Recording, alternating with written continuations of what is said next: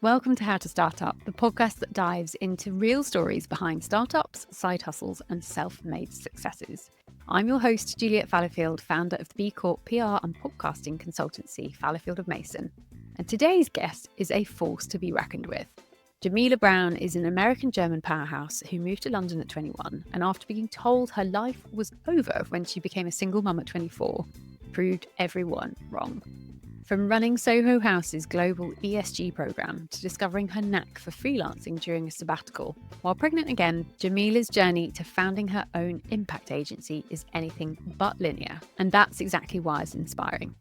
Today, she's a business owner, a mum of two, a fiancé, and a sustainability and social impact champion. This is an honest, motivating chat about reinvention, resilience, and knowing your worth. Welcome, Jamila, to How to Start Up. It's wonderful to have you on. Before we get into the detail of your business, I would like to just ask you, what was the first job you ever got paid to do? Surely it was babysitting, right? I loved babysitting when I was younger. And I remember we lived on a military base, so they're fairly safe places. And I think I was like 8 years old and I got to babysit like the neighbors' kids. It's quite young, but it is on base. And there was this other 3-year-old down the road who I just loved. She was so cute. And I was like, I want to babysit her too. And her mom was like, you're 8. You can't babysit. And I remember thinking, I'm going to start a babysitting business. I'm babysitting every kid on this base by the time I'm 10, and I'll show you. It's so interesting because anyone who starts a business, you have to learn so many different things. It's always good to start doing something you never really expect. So what is the business that you have started and when did you start it? Yeah. So now I run an impact agency, which is totally different to babysitting. Actually, now that I think about it, not totally different to babysitting. People.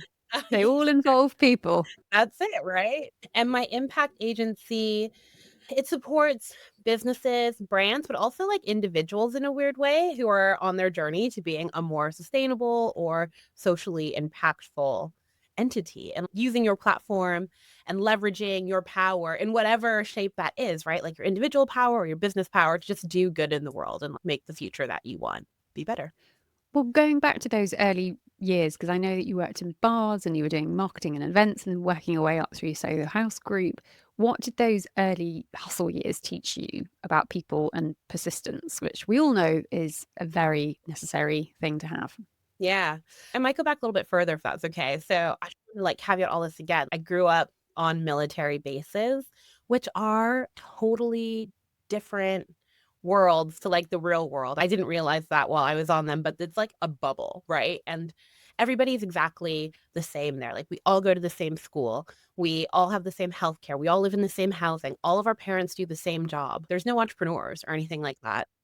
So I grew up with this real sense of you must, All follow the same rules? not even necessarily that, but what you're doing in your life must have a purpose. It must be for the greater good. And I know, obviously, now living outside of the military community, I can appreciate there are different viewpoints onto like if it's really serving the greater good or not. But when you're in it, you really believe that everything that your parents are doing and you as dependents are doing is for this greater good of like world peace or whatever. And your life is in service, essentially.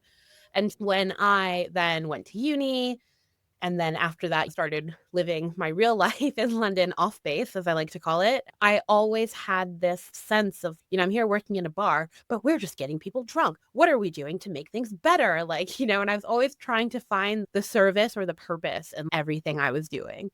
And so I think that need to be doing something good, and also being American, being quite vocal was how I managed the people in my career across London. So, my first job in London was in this bar in East London, this horrid old nightclub called Cargo, which I think is shut down now. And I remember the owner would make the bar backs, so the guys who go around and pick up all the cop stuff, he made them wear these like horrible little like hats, and they have these like neckties underneath, and people would pull on them because everyone's a drunk asshole in the bar. And I was furious. I went into the owner's office, right? I'm like this like little waitress, 21-year-old waitress who doesn't know anything about London.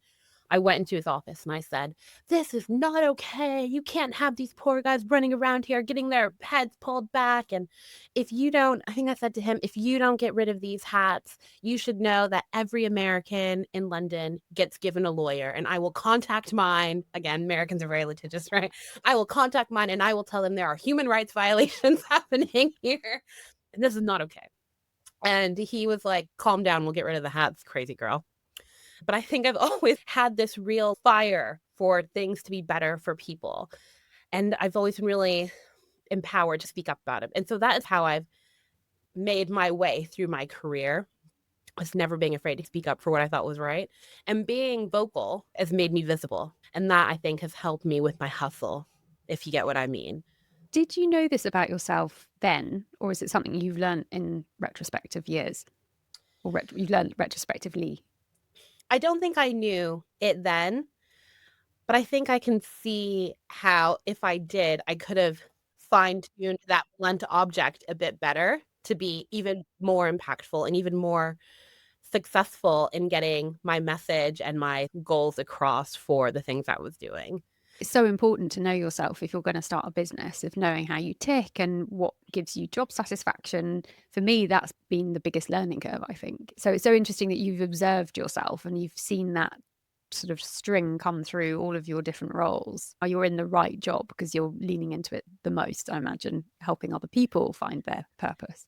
Yeah, I think what I'm doing now, I do feel that sense of if you love what you do, it's not a job sort of thing. I really feel like I love my hobby that pays my bills, which is going around and talking to people about how they could make things better given their environment. But yeah, I mean, just going back to what you're saying about the hustle side. Okay, for sure, very vocal. And also, I'm a Capricorn. I'm the oldest daughter. My mom is actually German. So there's that sort of loud directness coming through as well. But also, I grew up in a single family home. I moved to London with literally nothing. I think I had $1,000 from a car that I had just sold the day before I moved to London. And I was like, hopefully I'll just find a job. And so I always did have to really hustle to get a job, keep a job, move up in a job. And I really was always looking for, okay, I'm here. I want to get to here because when I'm here, I can do more and not necessarily make more money, but have more influence on like how these things are going and make more impact, right? You landed the role at Soho House and you moved up quite quickly. What do you think helped you stand out in such a competitive space? Because Soho House, obviously, a very strong brand, highly competitive to get a role there. You didn't only get a role there, but you progressed fast. What do you think helped that? Yeah, okay, again, I'm quite vocal, and that isn't always to my benefit. I'm sure I've ruffled quite a few feathers. I'm fight and flight. Yeah, exactly, and sometimes I've been really loud about the wrong thing and just haven't had the whole sort of, like, view or context of something that I've been fighting for, or it's not always fighting, but just being outspoken about. Again, going back to my sort of, like, military kid background, I moved around a lot, like, every 2 to 3 years we were moving, and that made me quite good with people. Constantly having to reintroduce myself, make new friends, figure out what people like, what people don't like, those sorts of things. And I think the combination of, I guess, not being afraid to say my opinion, but also being very smiley and really wanting to move up was what helped me. Yeah, I've had that in the past. People are like, oh, you're so lucky you've had amazing jobs. There's no luck. I just worked really hard and I knew what I wanted. I was going after it. I think I can see that in you, that hunger and that passion. Mm. And for you, you took on their first global ESG program. And this was something, I think, was it what, 7, 8 years ago, where the kind of world caught up to the fact that we all need to look after the world and businesses had to sort themselves out. And for ESG, environment, social governance, what did that role involve and what sparked your interest in honing in on that sustainability and social impact area? Yeah, good question. When I moved to London, I was in bars, events marketing. And when I got my first job at Soho House, it was in events in Chiswick at High Road House, which that's another story I'll tell you later. But we were doing great in events. I then moved up to look after the events for West London. Again, was doing a great job, but was like, again, missing that sense of purpose. Like, I feel like I'm just getting people drunk. Like, how can we what am I doing for the world? Like, it can't just be this. So I've always had that in me. And so we started looking at ways that we could use the events program to be more impactful, right? So there was a program with Sean Sutherland, who runs a Plastic Planet, that stripped out all the plastic out of our events at White City House. So exciting, right?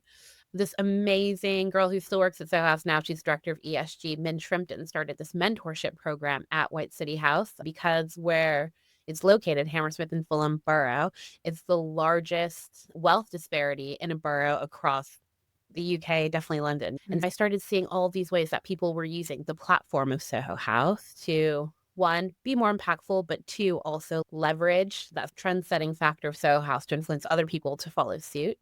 And I felt really empowered by that to speak up about the things I thought we could be doing better. Then 2020, lockdown happened, but also there was the murder of George Floyd, which sent off this huge Black Lives Matter, DEI ripple across the world. I joined Soho House's DEI steering committee. So again, an opportunity to speak with the leadership teams like Nick Jones, Martin Kuzmarski, the big dogs at the time, about what I was seeing in our houses and in the spaces and how I thought we could do better from a social side, but then also like from an environmental side. And were they receptive? Yes, super, Amazing. super. At the same time, the company was going public. And so in the background needed an ESG program as part of, I don't know, their IPO or whatever. I didn't really get that involved in that side of it. But I remember saying to the chief people officer at the time, when that job came up, I said, oh my gosh, like this looks like my dream job. Whoever gets this role, I'm going to become their best friend. I'm going to learn everything about how to do this job. Because I worked in events. I'm going to learn everything about how to do this. And then after a year, I'm going to push them down the stairs and steal their job. And she was like, why don't you just apply for it? Oh, I was like, I could do that. She's like, definitely. So applied for it, got the job, like literally interviewed and got offered it the next day, which was a real sign of them, like, you know, believing in me and having seen me there for a few years, being loud and vocal and also getting shit done, frankly. And trusting you, they know you. Yeah. Exactly. Gave me a chance. Launched the ESG program there. It was called House Foundations. So, you know, the foundations of Soho House. And I spent the first sort of 6 months just trying to chat to everybody, but it was lockdown. So lots of the houses were closed, except for Miami, Florida. It was like there was no COVID in Florida, apparently. They were having the biggest party ever. So I spoke to them a lot, but also trying to catch up with other GMs and just figure out, like almost opening all of the drawers of Soho House around the world. What are you guys doing here that is cool? Because the same way that we were like getting rid of plastic and running mentorship programs, other houses were doing other things led by individuals there who are also passionate about this stuff. So got a really big sort of worldwide view of what social and environmental impact looks like across major cities in the creative industries, and then took that and worked alongside a team called the Sustainability Group to form what was then an official sort of ESG strategy, so an environmental social governance strategy. So we ran 8 big sort of programs around the world that I helped lead and structure around DEI. So within the teams, within the members, within the supply chain, team well-being and development, charitable engagement, and our biggest program, which was Creative Futures. So that was like that mentorship program, but also fellowships, apprenticeships, just ways to open the door for people. And then on the environmental side, I had this like huge learning and understanding of, because something says, I don't know, I'm recycled on the label, doesn't always mean quite that, or just getting into the real intricacies of it all. So environmentally, we looked after waste management, which weirdly was my favorite, going to like Soho House Istanbul and like standing in the trash room and being like, guys, what's in here that could not be single use? Let's dig through the trash. Weirdly loved that. So the waste management, the carbon emissions, the biodiversity, so looking at chemicals, nature, and ways that we impact that. And then again, ethical supply chain into the houses. So that was my job. I ran that for 3-ish years and absolutely loved it. Got to work on such exciting projects with such exciting people, like our members, our community partners, our teams all around the world, looking at how these sort of 8 areas impacted and inspired or influenced them, and what's innovative in their area that we could then take globally, in these spaces, was hands down coolest job ever. But then in 2023, you took a sabbatical and that changed everything. What happened in that year? Okay, so 2023, I was doing Head of House Foundation, so this ESG program, a really hot topic at the time, right? Sustainability, DEI, social impact, everybody's talking about it. I'm also doing it for one of the coolest brands on the planet, I would say, Soho House. So I was getting nonstop opportunities. Can you come talk about what you're doing? Can you come start a podcast with us? Can you write a book? I got offered all these incredible things, but I also worked like 100 hours a week. And I have a kid, had 1 kid at that point. Now I have 2. And I remember saying, I'll never get the chance to try anything else because this is all I have capacity for. So the company were working on a sabbatical policy anyways. They made me their guinea pig. They said, okay, you can have this sabbatical, but you have to come back. That was the deal. And then 1 month in my sabbatical, where I was meant to write a book or, I don't know, start a podcast or whatever, I ended up getting quite busy freelancing from members being like, oh, you're around. Can you help me and my brand with this? Or can you help me with this? And then also getting pregnant.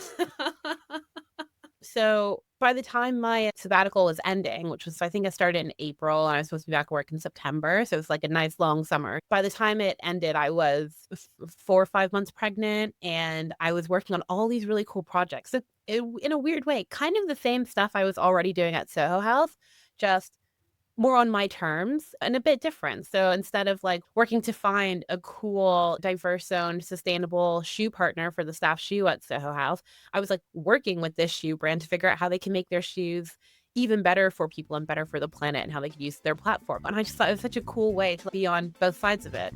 We're taking a quick 30-second break from this episode to ask, are you thinking of starting your own podcast? If so, this is great news because we run a course that will train you how to produce your own podcast yourself. This course is for people who do not want to outsource and pay someone else to do it. You want to learn how to do it yourself. We teach you everything that you need to get up and running with your own podcast show and so much more. Just DM us at hello@Fallowfield to book your spot. So you quit your job while pregnant for the second time and you started your own agency. This is a bold decision.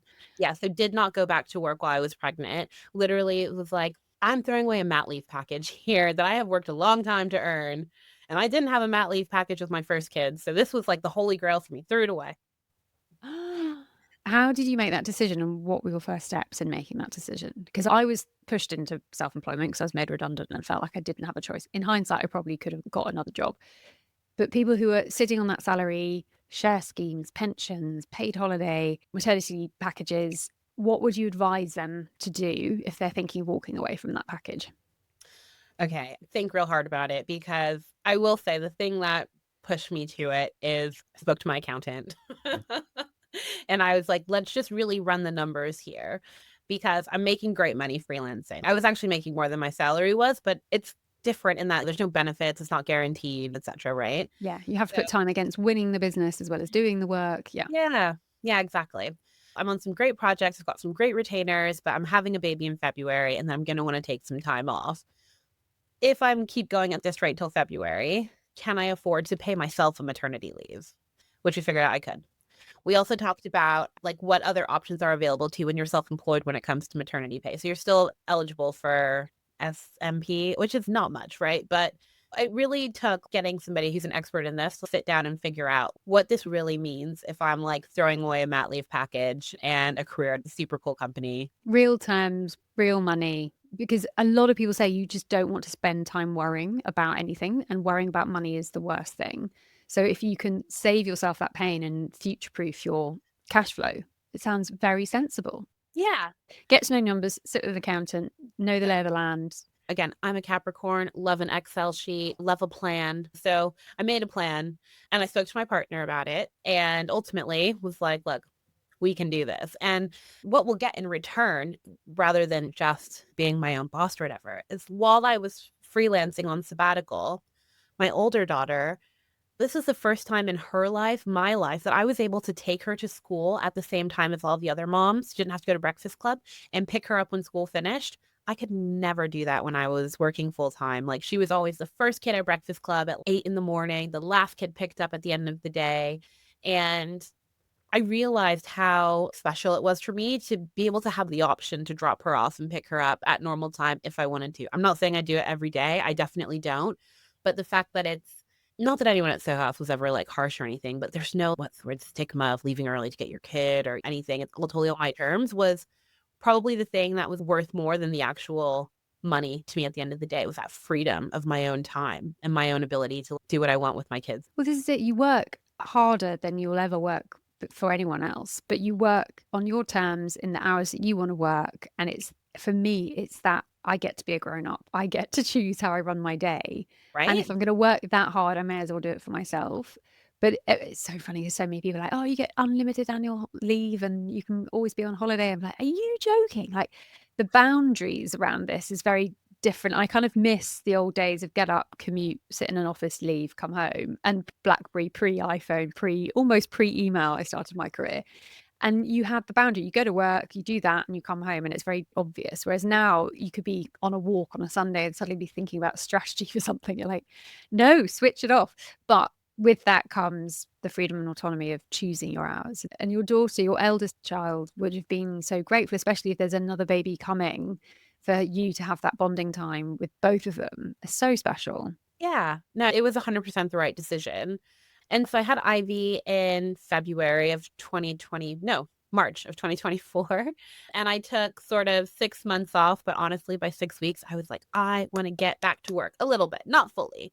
But I was really excited to get back to doing these projects and solving these problems and working with these cool creatives. At 6 months, yeah, I went back very slowly. I remember I called my mom and I was like, I'm actually a little bit, I don't want to say depressed, but like I'm a little bit miserable. And she's like, why? And I was like, all I do is just hang out with this baby all the time. And I feel like my identity has been stripped from me. Like I'm literally a cow on the sofa watching Vanderpump Rules, breastfeeding a baby nonstop. And 6 months ago, I was like bopping around town, like doing cool stuff. And she was like, get some childcare. I was like, what? You can do that? And again, I'm American. She was like, Jamila, everybody I know goes back to work after 6 weeks in America. I was Yeah. like, oh, yeah. She's the fact that you've been 6 months at home with your child's blessing. She's, if you want to go back to work 1 day a week, 2 days a week, no one's going to judge you. Get some childcare. And so I did. How have you found that juggle? I don't have kids and I fill my days very full. I always look at friends with kids and businesses thinking, how on earth do you do both? Like, how do you divide and conquer? Yes. Okay. Well, so, I mean, childcare, number one. Outsource. So yeah, 100%. My older daughter, she's 9, almost 10. She's in school anyways, right? Monday to Friday, 9 till 3.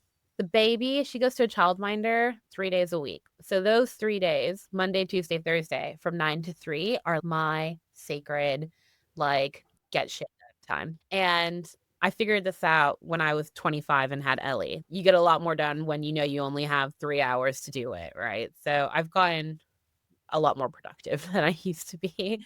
But then also my partner is really good at helping like the balance who gets time, I guess, during outside of the sort of childcare hours. So a good example, a lot of my job is networking with potential clients. I do a lot of public speaking, so going to events. That's really good for my brand, helps me grow my agency.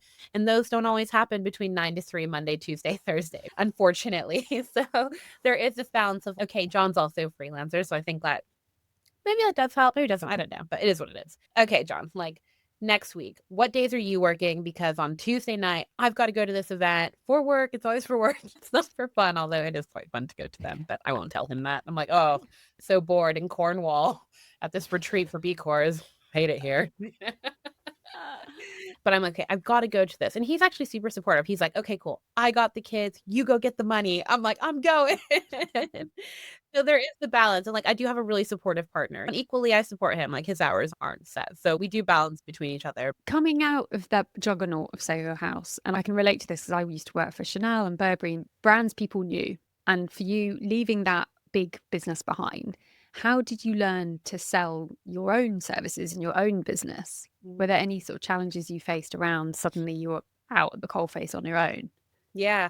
I think I had a good advantage in that had two good advantages. Number one, whenever I tell people I work in events, I think, oh, you just make things pretty. Like, it's not so nice. You get to pick pretty. No, events are war. It's war and it's also sales, right? Not on the PR side, but if you're on the like venue side, it's sales. So like I had a big network and I knew how to quote unquote sell to them anyways. And then that actually is the second advantage is the big network. So coming out of somewhere like Soho House and being publicly-ish known as somebody who's doing a lot of sustainability and social impact work globally for a cool brand, who's got a big network because of the sales part and now this part were my two like golden arrows to launching. And again, that's why I said going freelance. I had 3 retainer clients within a week. And I appreciate that's not the normal, and that's a huge blessing and a huge privilege. It's all sort of like through my network or through public speaking or whatever. I'll connect with people, we'll get a coffee, I'll chat about what I think, how I could maybe support their business. And then if it goes somewhere, it does. And if it doesn't, I never burn a bridge, like those relationships can turn into potential partnerships for a different client at some point. And I think it's just always good to keep the community strong. You never regret a conversation which I obviously have found my métier is in comms, working in PR and podcasting and self-employed. It's the kind of virtuous circle of always being able to have lovely chats, and then doing a podcast, obviously such a nice excuse to have loads of conversations. Yeah, it's good. So you had your first daughter at 24, I think. Yes, that's right. Your partner quickly departed, and a lot of people reported to say that your life was over at that time. What would you say to people who are feeling like they're too late to start, or they haven't got an idea to start, or their life or their career is over and it's not for them? What would you want to say to them? Oh, that is like 100% not true. And I think this is where, like, putting on my like DEI hat, diversity of thought in your circle is really helpful. When I got pregnant at 24 and broken up with, never to hear from this person again. Sure, some of my friends here in London were like, oh my God, what the fuck? What are you gonna do? You can't be a single mom. It's fucking crazy. But then on the flip side, loads of my other friends from my military community or from like college in America were like, it's about time you have a baby at 24 because we already have two and you're late to the game. And then also, like I said, I grew up with a single mother who was like, I did it with 3 kids in a foreign country. My mom's German. She was my American military parent randomly. I did it with 3 kids on my own, foreign country. You can totally do this. So I had some voices being like, you're fucked. But I had a lot of voices being like, you'll be okay and you can do this. And things that may seem like a challenge are an opportunity. And once you got to pay the rent in London for you and a baby and there's no one helping you, you get really good at work. You get your shit done. You don't fuck around. You're not about to get fired. You're not getting a performance improvement plan or anything. Like, you hustle. And I think you can do that at any age. And I love, you see those Instagram memes of Vera Wang started her brand at 50, right? That to me is inspiring because I'm 35 now. I had to think about it. It's fine. I'm in my 40s. You stop counting after a while.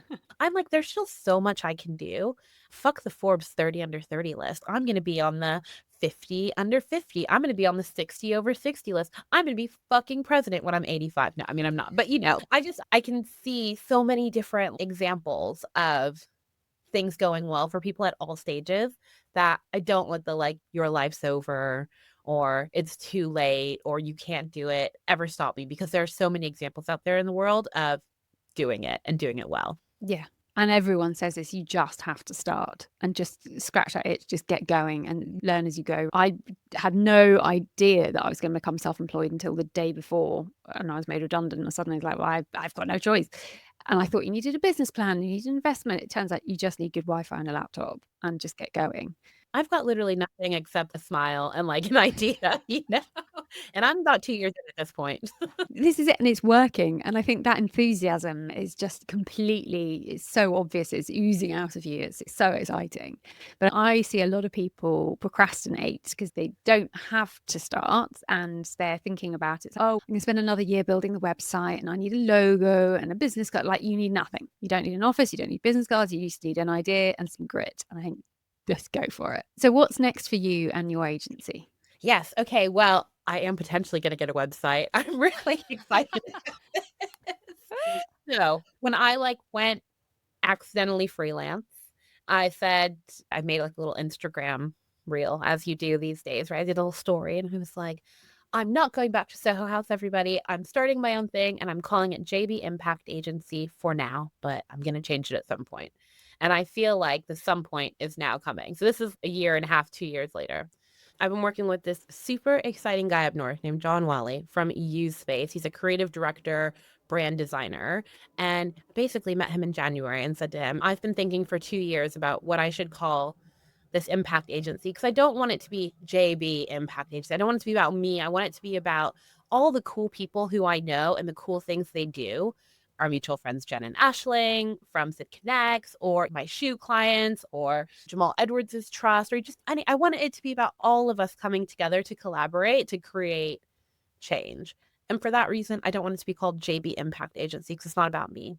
So this guy's been helping me, and God bless him, because I've sent him probably 700 emails of what about this name? What about this name?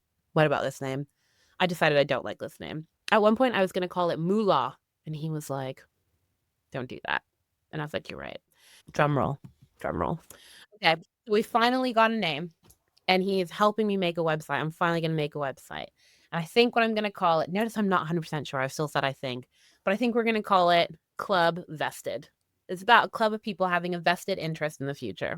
Ooh. I think I'm going to relaunch a little bit with a stronger like brand mission and purpose of what we're doing. I've got some really great like freelancers that I work with. I've got my amazing partner who is a videographer and editor who can help tie in some of those cool things for my clients. All of my clients are really cool and collaborate with one another. So I'm just really excited to turn this into little me yelling at everybody about how to be more sustainable to like a real like force for good, working together collaboratively with lots of different peeps. So that's what's next, is like upping the leverage. So something we do is a question from the previous episode's guest has a question for your episode. The founders of Hip Hop, who started as a kombucha brand, Kenny and Emma, who based up in Manchester, their question for you was that sliding door moment where you could have gone back into what you usually did, your normal job, your day job, or the sliding doors moment where you take the path of self-employment. What was it that stopped you going back to that old job? I know 100%. It was at the end of my sabbatical. I was chatting to the CEO at Soho House about what returning looks like, and I just got really depressed thinking about it. Not because I don't love Soho House, but because I'd tasted the good life. Yeah. My own boss, of creating my own path. And I just thought, can't go back to commuting on the tube. And someone said when you're self-employed, that's it. You'll never be employed by someone else again because they know that you know. It's like, oh, what would your question be for the next guest? Oh, Anything around entrepreneurship, starting, scaling? okay. I've got one. If you could start your business from scratch, but it had to be a totally different business, what would it be and why? I love that. I'm writing this down. I'm now going to go on a long walk and think about that.